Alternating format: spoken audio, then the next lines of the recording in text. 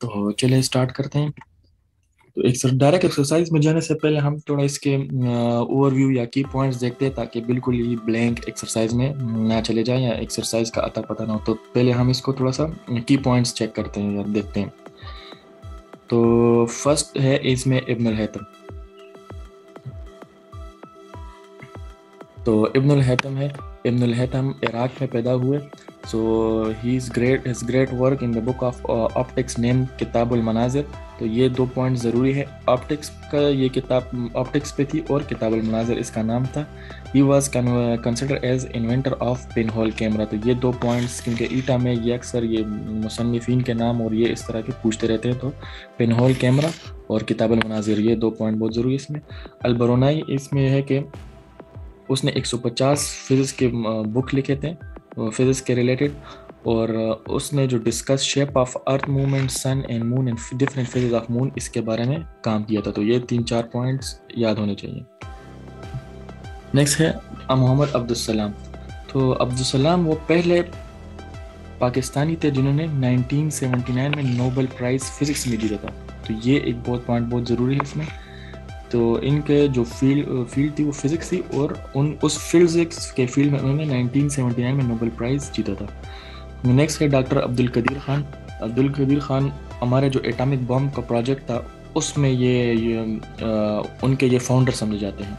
इन्होंने जो Kahuta laboratory establish की थी 1976 में। तो ये 2-3 पॉइंट्स हैं बहुत अहम। नेक्स्ट है हमारे पास नेक्स्ट स्लाइड।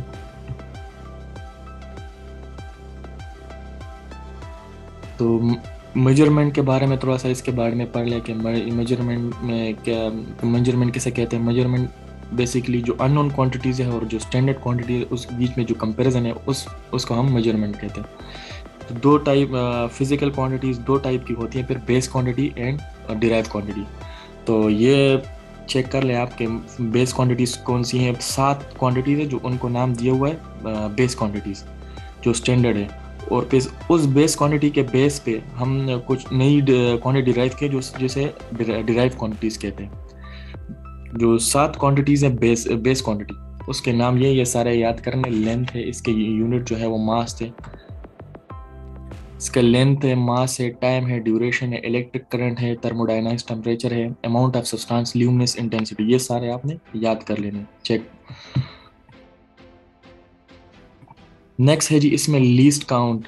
तो लीस्ट काउंट इसमें 3-4 इक्विपमेंट्स दिए हुए जिसके लीस्ट काउंट आपको याद होने चाहिए, क्योंकि इसके ये पेपर में पूछ सकते हैं।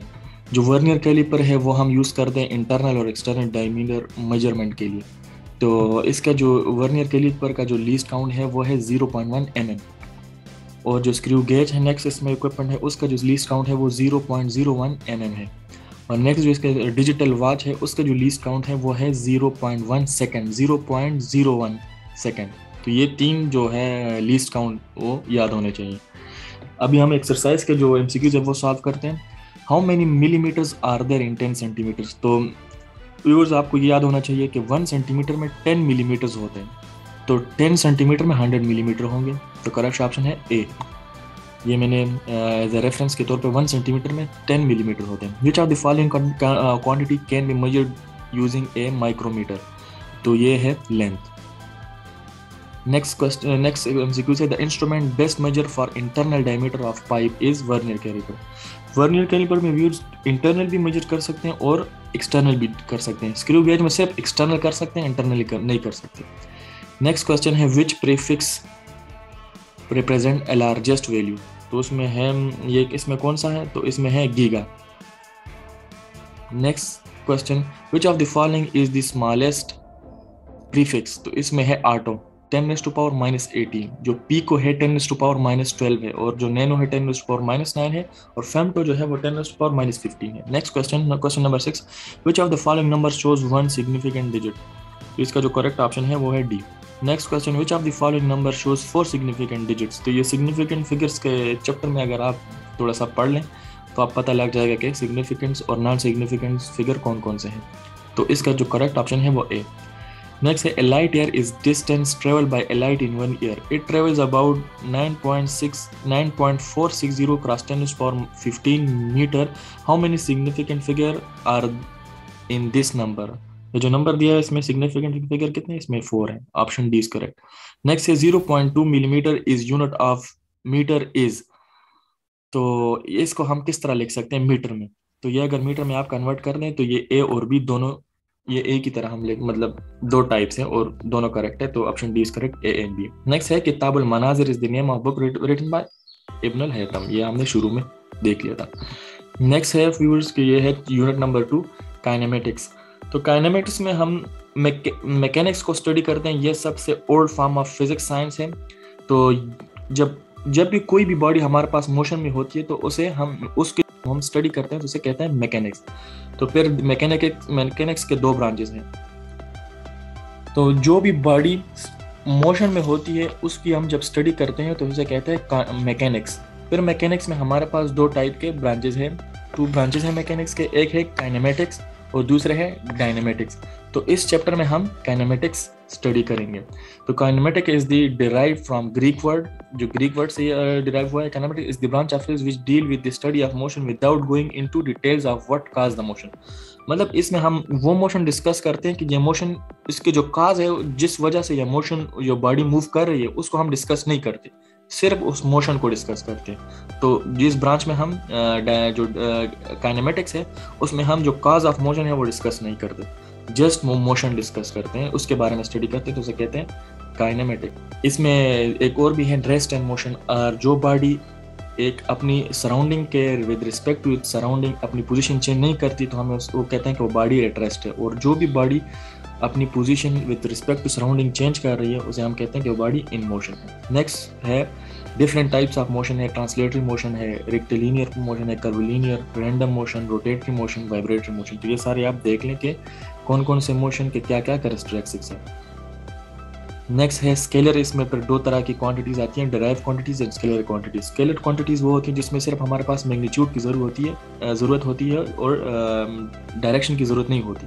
तो जितने भी हमारे पास फिजिकल क्वांटिटीज हैं वो सारे स्केलर क्वांटिटीज हैं। वेक्टर क्वांटिटीज वो होती है जिसमें मैग्नीट्यूड प्लस डायरेक्शन की ज़रूरत होती है। तो फिर हमारे पास इसमें यह भी है कि रिप्रेजेंटेशन, वेक्टर क्वांटिटीज हम 2 तरह की उसकी रिप्रेजेंटेशन कर सकते हैं, एक सिंबॉलिक तरीके से, एक है ग्राफिकल। तो ये पॉइंट इसके लिए ज़रूरी है।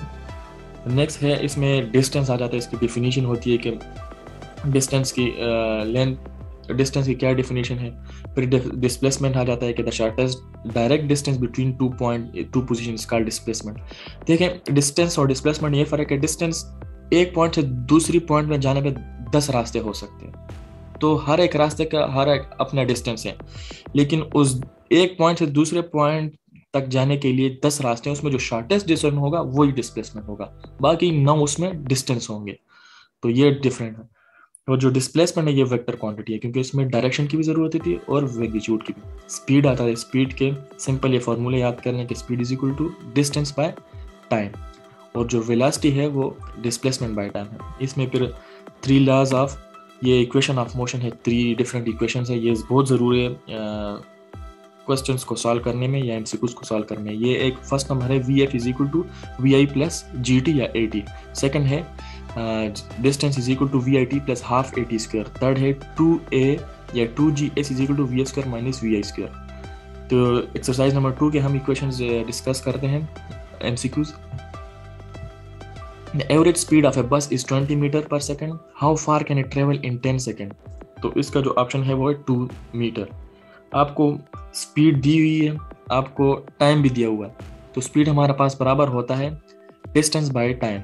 तो टाइम को स्पीड के साथ मल्टीप्लाई करेंगे, इस तरह इधर दिया हुआ है, तो हमारे पास 200 मीटर आ जाएगा। नेक्स्ट क्वेश्चन है the truck accelerate uniformly from 15 metre per second to 20 metre per second in 5 minute, what is the acceleration of the truck. तो सिंपल है, 15 से 5 को माइनस कर लेंगे तो 10 आ जाएगा, तो नहीं 1 सेंटीमीटर इसका आंसर आता है। ऑप्शन 2 का ऑप्शन है सी।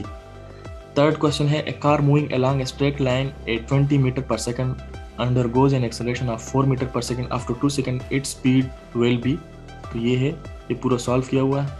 ये इक्वेशन ऑफ मोशन के जो फर्स्ट इक्वेशन है उसके थ्रू ये सॉल्व हो रहा है।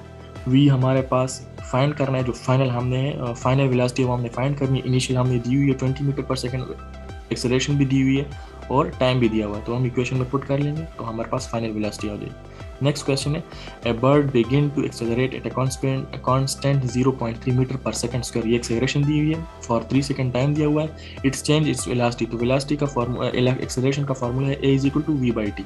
तो आपने जस्ट वेलोसिटी फाइंड करनी है, तो एक्सेलरेशन को time backward at 5 metre per second. After 10 second of uniform acceleration the car is going forward at 10 metre per second, that's 0.5 metre per second square के साथ मल्टीप्लाई करेंगे, हमारे पास आंसर आ जाएगा 0.9 metre per second square per second. Sorry. Next question है a car is going. Next question है the slope of distance time graph represents. तो ये है स्पीड, और जो slope of the area under speed time graph represent distance. Next question है student riding his bicycle on straight flat road covers one block every 7 seconds. If each block is 100 meter long, it travel 8। इसमें option है दोनों, B and A and B दोनों correct है। Constant with constant velocity. You drop a rock from a bridge to the river below. When the rock has fallen 4 meters, you drop a second rock. As the rock continues their free fall, their separation, ये है increase, क्योंकि जो पहला rock आपने drop किया था, क्योंकि जो पहला रॉक हमने ड्रॉप किया था वो हर एक सेकंड के बाद 9.8 मीटर पर सेकंड स्क्वायर से एक्सेलरेट होता रहता है। तो पहले की स्पीड इतनी ज़्यादा नहीं होगी, जो दूसरे की ज़्यादा बहुत ज़्यादा होगी, तो इस वजह से वो इंक्रीज़ कर जो डिस्टेंस है वो ज़्यादा इंक्रीज़ करेगा। नेक्स्ट है यूनिट नंबर 3। इसमें फोर्स है, फोर्स के बारे में है। Force is a kind of pull और पुश ऑफ एन ऑब्जेक्ट। तो ये देख लें आप, फोर्स की इक्वेशन क्या है, F = ma, और इसका जो यूनिट है वो न्यूटन, और हमारे पास न्यूटन बराबर होता है kilogram metre per second square. ये 2-3 चीज़ें देख लें। नेक्स्ट है फिर इसमें न्यूटन फोर्स में 3 लॉज आ जाती हैं, Newton first law, second law, third law. तो फर्स्ट लॉ है कि if a body is at rest will remain at rest, और अगर बॉडी यूनिफॉर्म मोशन में है तो वो यूनिफॉर्म मोशन में ही रहेगी। तो एक्सटर्नल फोर्स F net = इसका 0 होगा। इसे लॉ ऑफ इनर्शिया भी कहते हैं। नेक्स्ट है law Newton second law of motion. ये इस तरह है कि एक्सेलरेशन होगी वो फोर्स के डायरेक्टली प्रोपोर्शन होगी और मास के इन्वर्सली प्रोपोर्शन होगी। नेक्स्ट है न्यूटन थर्ड लॉ कि every body has an equal and opposite reaction.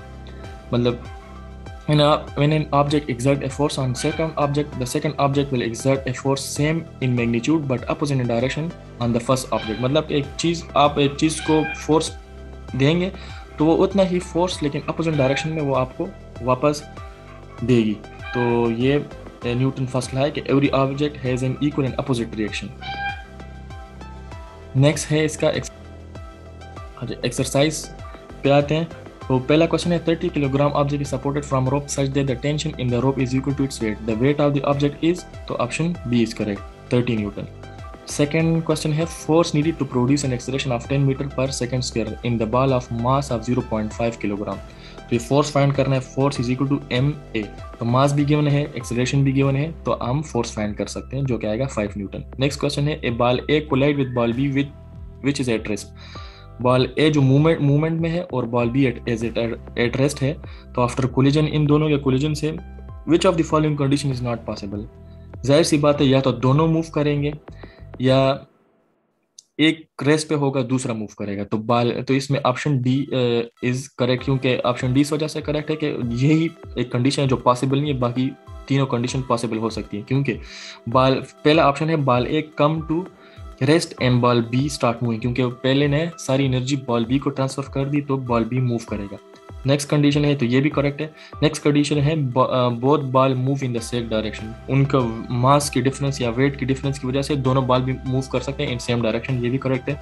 Both ball move in opposite direction, ये भी हो सकता है। Both ball is at rest, ये नहीं हो सकता कि एक बॉल मूवमेंट पे हो दूसरे से टकराए और दोनों ही इज एट रेस्ट हो जाए, क्योंकि ये एनर्जी कहाँ जाएगी पे, तो ये लॉस के खिलाफ है और ये ऑप्शन डी मतलब यही एक पॉसिबल कंडीशन नहीं हो सकती।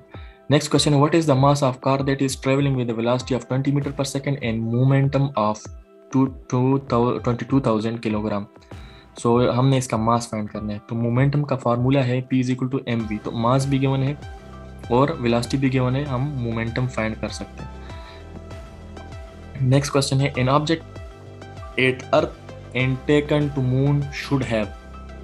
तो जाहिर सी बात है कि वेट हमारे पास डिफरेंट होता है, सेम मास होगा, मास हर जगह सेम होता है लेकिन वेट उसका लेस होगा क्योंकि वो ग्रेविटेशनल डिस्टेंस की वजह से। Next question, the unit of coefficient of fraction is, तो ये है mu. Next question, the centripetal acceleration for an object of mass 1 kilogram move with a 6 meter per second in a circle of radius 3 meter। तो centripetal acceleration का जो formula है वो है a is equal to v square by r. तो v भी given है और r भी गिवन है, तो हम उससे फाइंड कर सकते हैं, जो इसका आंसर है 12। नेक्स्ट है, how many times centripetal force will increase if the mass of the body with uniform speed in circle is double. तो ये डबल होगा तो वो भी डबल होगी, तो 2 times. Which of the following force can act as a centripetal force, तो है टेंशन। ये इसके सॉरी इसका ऑप्शन है डी, क्योंकि टेंशन भी है, ग्रेविटेशनल भी है और फ्रैक्शन भी हो सकती है। नेक्स्ट है, an empty suitcase is placed in the middle of bus on its floor traveling at high speed. When the bus brakes suddenly, the suitcase will slide forward. जाहिर सी बात है, वो जब आगे की तरफ जा रहे एकदम रुकेंगे तो आगे की तरफ झटका लगेगा। नेक्स्ट क्वेश्चन है, in the Newton third law the action reaction pair does not utilise each other because they act on the different bodies. So ये ऑप्शन बी करेक्ट है। तो फ्रेंड ये थे पहले 3 यूनिट्स, तो इंशाल्लाह मैं बाकी भी यूनिट्स इस तरह एक्सप्लेन करूंगा। प्लीज़ चैनल को सब्सक्राइब करें। Thank you.